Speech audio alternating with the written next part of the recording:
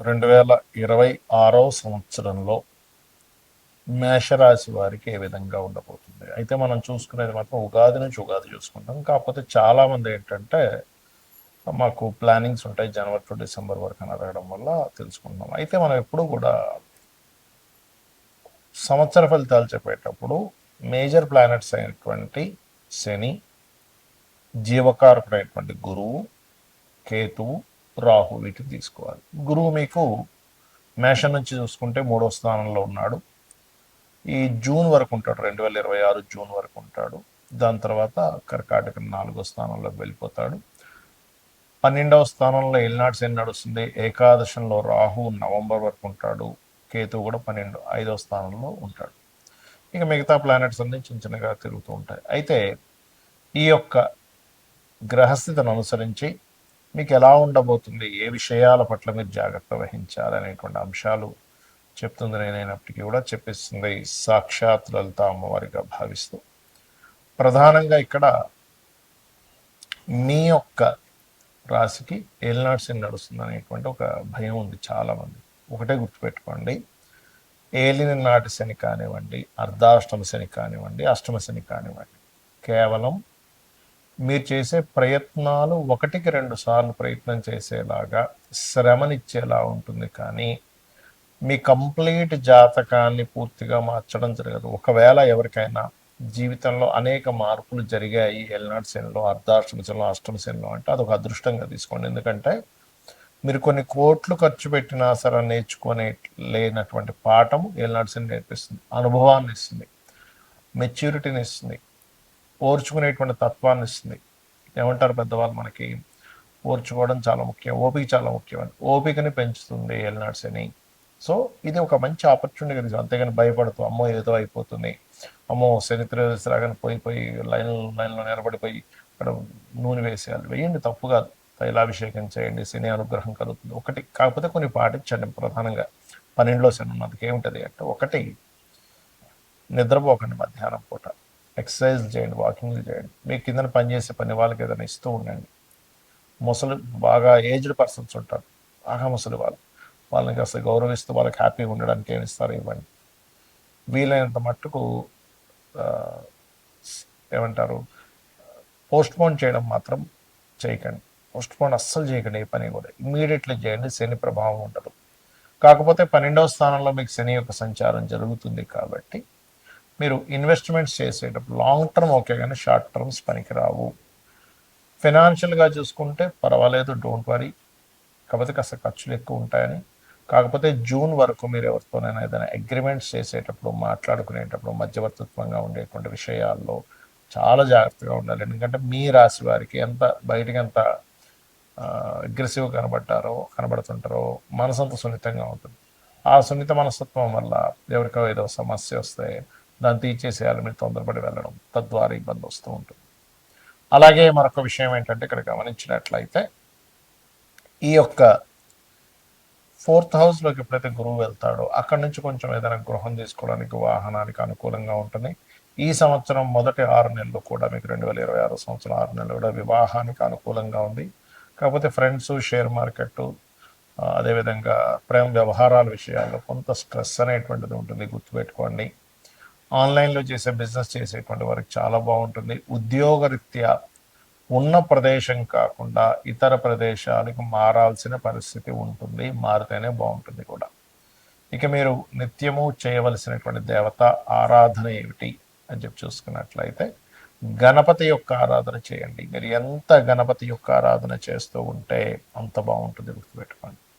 అలాగే మీరు ప్రధానంగా ఇక్కడ మీ యొక్క జాతక చక్రంలో ఇక్కడ పంచమ స్థానంలో గనక మీ జన్మజాతకంలో ఇంకా పాపగ్రహాలు ఉన్నట్లయితే ఈ టైంలో అస్సలు షేర్ మార్కెట్ జోలికి వెళ్ళకూడదు.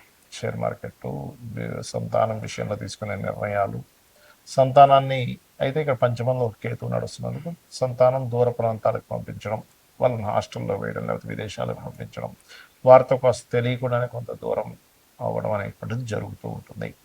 ఇక మీరు నిత్యము సూర్య నమస్కారాలు, గణపతి ఆరాధన, గోవులకు కాస్త బెల్లము తినిపించడము, గోశాలకు వెళ్ళి అక్కడ సేవ చేయడము, చండీ పారాయణం లాంటివి చేస్తూ ఉండడము, రెగ్యులర్గా దేవాలయాలకు వెళ్ళడం, అందులో ముఖ్యంగా సుబ్రహ్మణ్యేశ్వర స్వామి ఆరాధన మరియు గణపతి ఆర్ నరసింహస్వామి ఆలయాలకు వెళ్తూ ఉండండి, అన్ని విధాలు బాగుంటుంది. ఈ గోచార పరంగా 2026 సంవత్సరంలో ఎలా ఉంటుంది?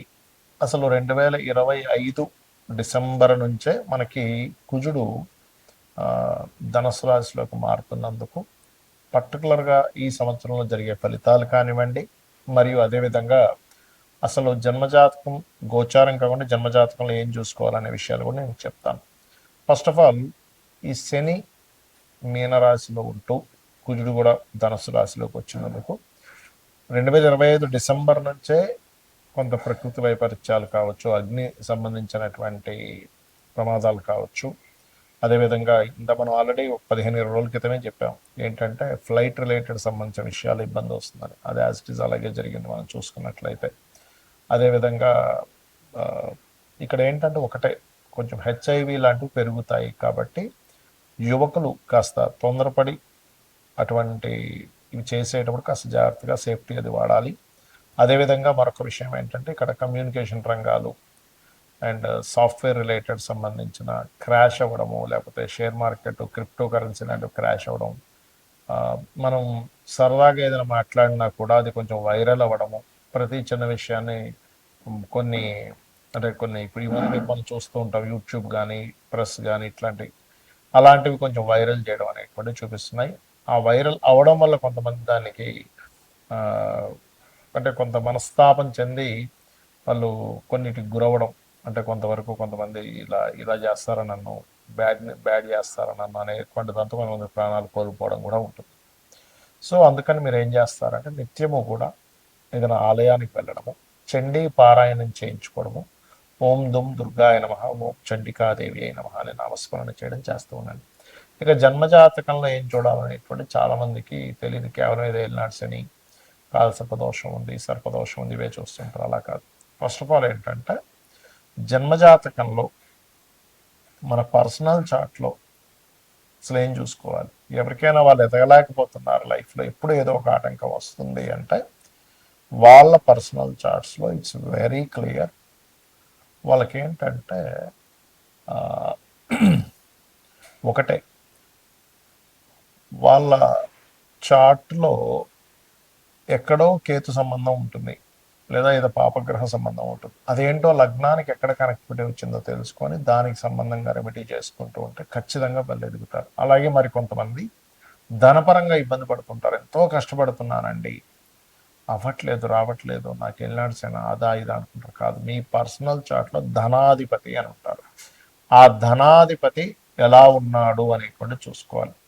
ధనాధిపతి కనుక స్ట్రాంగ్గా ఉన్నట్లయితే ఖచ్చితంగా మీకు అది ఏ మార్గంలో ఉంది, ఏం చేస్తే మీకు ధనం వస్తుంది అనే విషయం తెలుసుకోవడం జ్యోతిష్ శాస్త్రం. అంతేగాని ధనం రావట్లేదని బాధపడడం కాదు. ధనం ఏ రూపంలో ఉంది, అది హోటల్స్ రూపంలో ఉందా, ఫైనాన్స్ తిప్పడం వల్ల ఉందా, లేకపోతే సాఫ్ట్వేరా, లేకపోతే ట్రైనింగా, బిజినెస్, విదేశాలకు వెళ్ళడం ద్వారానా, ఇది తెలుసుకోగలగాలి. ఇలా రకరకాలుగా ఉంటుంది.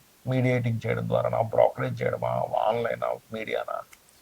అలాగే కొంతమందికి అన్నదమ్ములతో గొడవలు వస్తుంటాయి. పూర్వజన్మ కర్మ అన్నదమ్ముల రూపంలోని, తల్లి రూపంలో, తండ్రి రూపంలో వస్తుంది. వాళ్ళ వల్ల మీరు ఇంకొంచెం సఫర్ అవుతూ ఉంటారు. అలాంటప్పుడు వాళ్ళతో వీలైనంత మట్టుకు ఎక్కువ గొడవల్లోకి వెళ్ళకపోతే ఆ కర్మ అనేటువంటిది పెరగదు, గుర్తుపెట్టుకోండి. అదేవిధంగా మీరు ఏ ఫేసింగ్ ఇంట్లో ఉంటే మీకు కలిసి వస్తుంది, ఏ సంవత్సరంలో మీరు ఇల్లు కొనుక్కుంటే బాగుంటుంది, ఏ సంవత్సరంలో మీరు వివాహం చేసుకుంటే బాగుంటుంది, ఏ సంవత్సరంలో మీరు ఇన్వెస్ట్మెంట్స్ చేస్తే బాగుంటుంది. ప్రతి దానికి కూడా positive trigger and negative trigger అని ఉంటుంది.